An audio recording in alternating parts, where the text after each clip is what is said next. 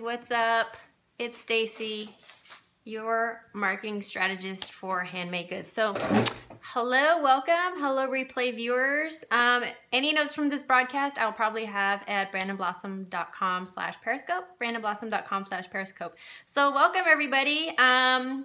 Okay, so today I'm going to be talking about pricing your handmade product. There are four things, 4 things that I'm going to be talking about in order to price your product effectively. Well, 4 things that you need to know. Hi Desiree, welcome. Okay, so 4 things that you need to know. There's a, oh shoot. Okay, sorry, there was something showing up on my screen. There you go. Thank you so much for the hearts, welcome. Okay, so, I can't remember if I introduced myself already. My name is Stacy Barnes. I am a marketing strategist for makers of fine goods. I help people who make goods make money through marketing. Sorry, I'm distracted right now. Okay, so 4 things that you want to know when you're pricing your product. First, you need to know your variable cost. I'm gonna go over these things. I'm just gonna list them real quick. So you wanna know your variable cost for your product. You wanna know your fixed cost. You want to know your wholesale cost, and that's quote a cost. And the 4th thing is your perceived value. So first thing, when it comes to variable cost is really easy. It's the cost of what it takes to make the product. I make candles, so my variable cost would be this container. It would be the wick, it would be the wax. So that cost increases based on the number of candles I make. My fixed cost are things that are not directly related to how many candles you make.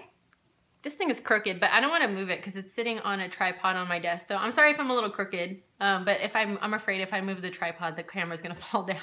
Okay, so your fixed costs are, hello, welcome, are costs that do not directly correlate to the amount of product that you make. So that would be, for me, since I make candles, that would be like my pouring pots, that would be the container I use to boil the wax. That would, if I had a rental studio, that would be the cost of my rental studio. So those are all fixed costs. They're not, the cost goes into the candle, but it doesn't change depending on how many candles I have, or at least it doesn't change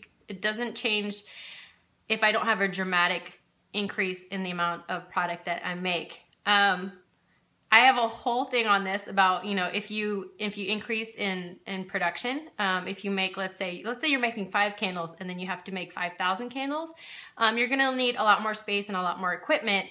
But just keep that, you know, kind of keep that in the back of your head when you're pricing your products. Yeah, I have all this stuff in my head that I want to share with you guys, but I don't want to get into too much of a tangent. So just keep that in mind. So we've talked about variable cost, fixed cost. The 3rd cost is what I call wholesale cost, and it's not really an expense, but what you guys need to know if you want to sell wholesale is that your retail price needs to be at least 50% higher than your cost, because when wholesalers come to you and ask you what your wholesale rate is, they usually expect anywhere from 40 to 50% discount off the retail price. So this candle retails for about $25 by itself, and then I usually sell it 2 for $40.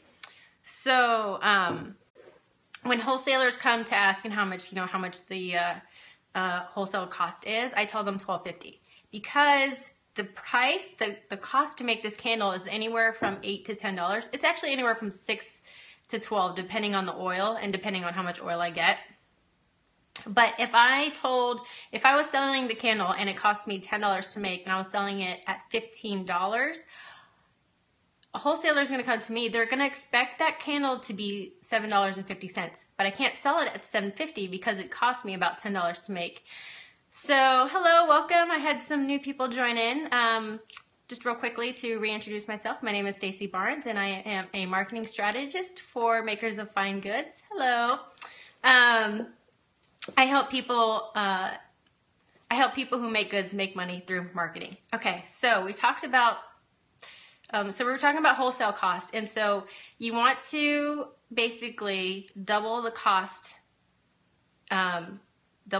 of your goods at least double it in order for you to be a profitable business, especially when you're trying to sell to wholesalers, because they're going to expect half off that retail price. Okay, so we talked about variable, we talked about fixed, we talked about wholesale, and then the last thing is perceived value. Now this isn't really a cost, but this is something that you want to consider when you're pricing your product. And you can actually increase perceived value when you market your product correctly. And again, this is a short scope, so there's a whole lot that goes into it. But basically, when you brand yourself as a premium product, you can increase the price of your product to something a little bit higher than what most people would normally pay for. So if this candle was sitting, on the shelf at Target, it would probably retail at about $10. But because it's handmade and I'm sorry, I'm losing my train of thought. It's handmade and it's a premium product because it uses essential oils, because it's handmade, I can price it at a higher price point. So instead of $10, I sell it for $25, and I sell it at select fairs, and I tell them about the story of the candle. This is another way to increase your perceived value, is telling your story. Why is it worth $25? Why should I pay that much money for a candle when I can go down the road and spend $10, at Target?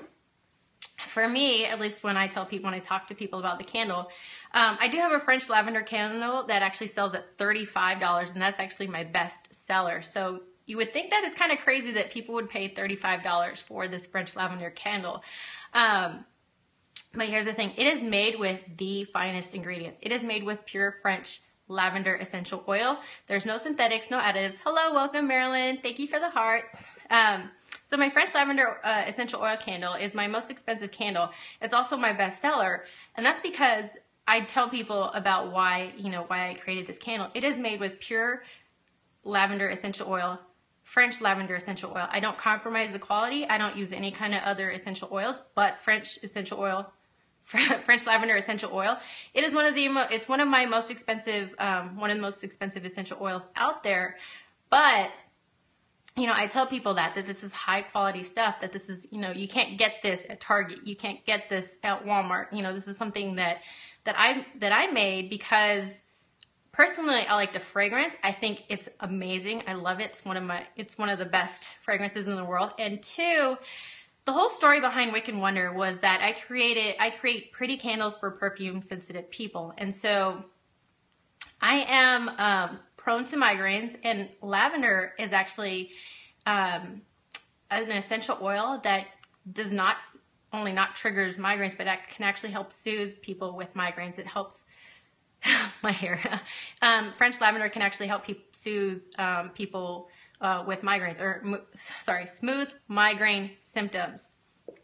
Okay, so that's why I created the whole line of Wick and Wonder candles, is I wanted to have candles that were pretty for perfume sensitive people, and I do that by using essential oils in the candles. I use all natural soy wax, and everything is handmade. I also use a wood wick. I don't know if you've seen my candles before, but I do use a wood wick, and it is a more expensive wick, but it has better qualities than a cotton wick in that it has a nice crackling sound when you light it, so it's almost like listening to a mini fire, and it throws the scent better, so the fragrance actually throws out a little bit more. Hello, welcome, Wistful Dragon. I'm kind of wrapping up right now. Okay, so to recap, the 4 things that you need to consider when pricing your product are variable cost, fixed cost, your wholesale cost, and your perceived value. So if you have any questions, let me know.